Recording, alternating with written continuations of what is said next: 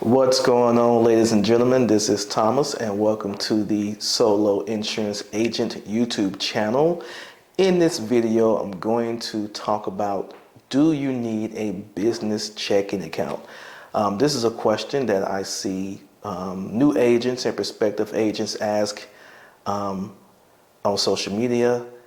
It's a question that I asked myself when I first started in the business, and this is another reason why I started the channel, to try to answer questions that I wanted answered for me when I was looking around.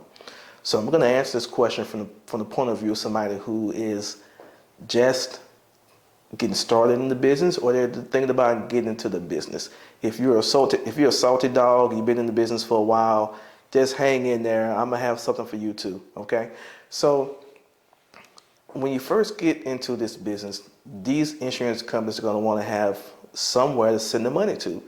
And they typically want you to have a checking or a savings account. All right. Most people who come to the business have a personal checking account. They don't have a business account. They have a personal checking account.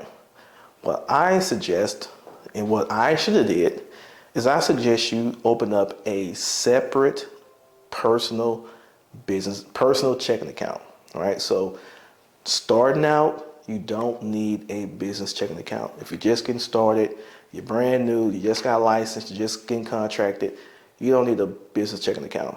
Just get a personal checking account. But I suggest that you get a separate personal checking account where all of your insurance related income would come into. And the reason why is because this is going to help you with your accounting. It's going to help you know where your money is coming from. Rather you having all your insurance money coming to your one checking account and money's coming out and you don't know what's what. That's the mistake I made. When I first started, I had like two checking accounts, but I used one that I used the most, and I had all my insurance money coming to that. It was just a mess. Okay, I'm still getting that fixed now. I got maybe 2 or 3 other carriers I need to get switched over. But if you're brand new, I would suggest that you get a second or whatever, a third personal checking account, and with all your contracted carriers, you use that checking account to have all your income put into that account, because it's going to make it easy for accounting. You know that anything that comes into this account is strictly for insurance, and then you can move the money over to how you need it. All right, makes for easy accounting.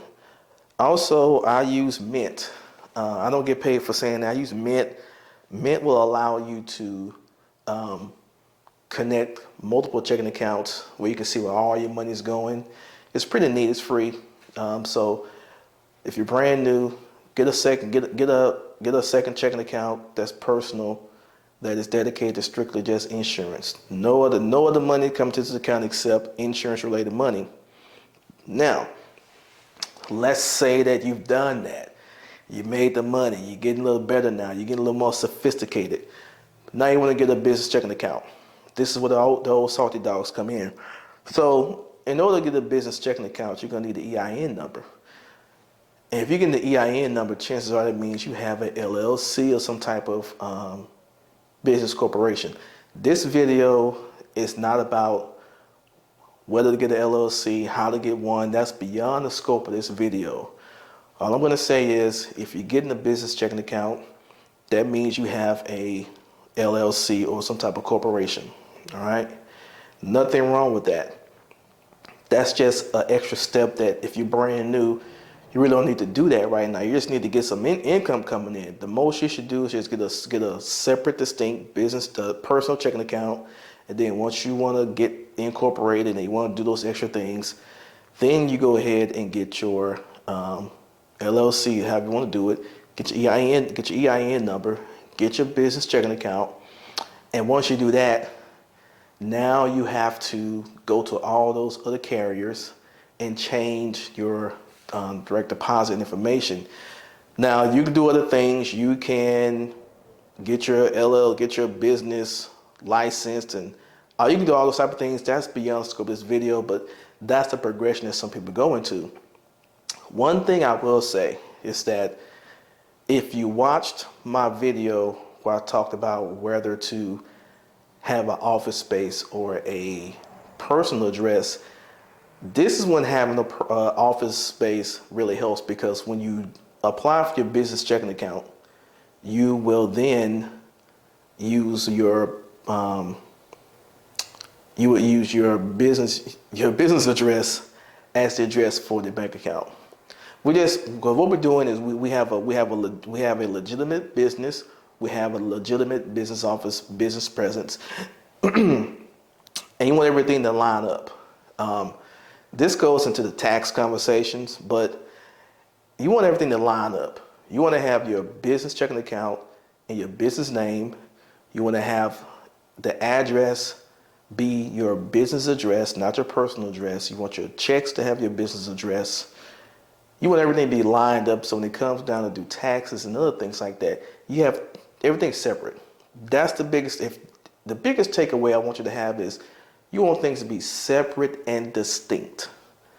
Because chances are when you're using your personal checking account, it has your personal address on it. But when you're using your business address, and if you have a physical office, or there's some other things you can do, then you put your address on that account to make everything distinct. Also, you may want to do QuickBooks. That's strictly for your business checking account. So as you can see, it's a progression.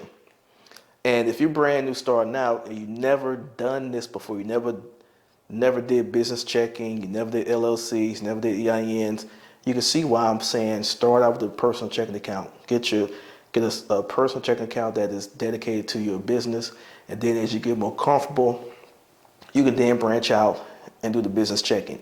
If you're an old salty dog and you still have a personal checking account for all your commissions, I mean, hey, that's on you. But I think at this point, if you made enough money, you know that I need to get incorporated some type of way to start helping with those taxes, get them deductions, them write-offs. And I hate trying to mix those different topics together, but at some point you will want to get an LLC or an incorporation to help out with that. I'm not a tax accountant, I'm not a CPA. I just know that at some point you're going to tell yourself it's time to make a change. So if you're brand new, you're about to get your license, you just got licensed, but you're thinking about, do I need a business checking account? Starting out, no you don't. What you should do, what I do recommend, is you go get another personal checking account. That personal checking account is only for receiving money from the insurance companies. All right, that's all it's there for. So when you log in, you can see how much money I've made overall, how much money is coming out. And also, I recommend you don't be like me and other people. Try not to make personal purchases. Well, that's different. Using your personal checking account for your insurance money, it's a little different. But I think once you get a business checking account, you definitely don't want to make personal purchases with your business checking account. It just makes it hard. It just makes it for more difficult accounting.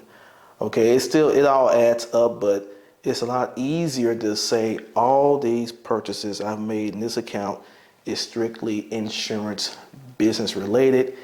Everything from this account is personal related, and it's hard. It took a year for me to figure this out, so don't think that you're alone. I'm still getting better, because sometimes you buy something, it's just so easy to pull out your business card, because you do everything else. You buy gas for your car, for business related stuff, you buy supplies, so it's just so easy to do that for personal stuff. So it takes a little discipline. I'm not perfect, and I'm not going to try to put myself out to be perfect, because it's going to take some practice. All right. So with that, this is Thomas with another episode of the the solo insurance agent.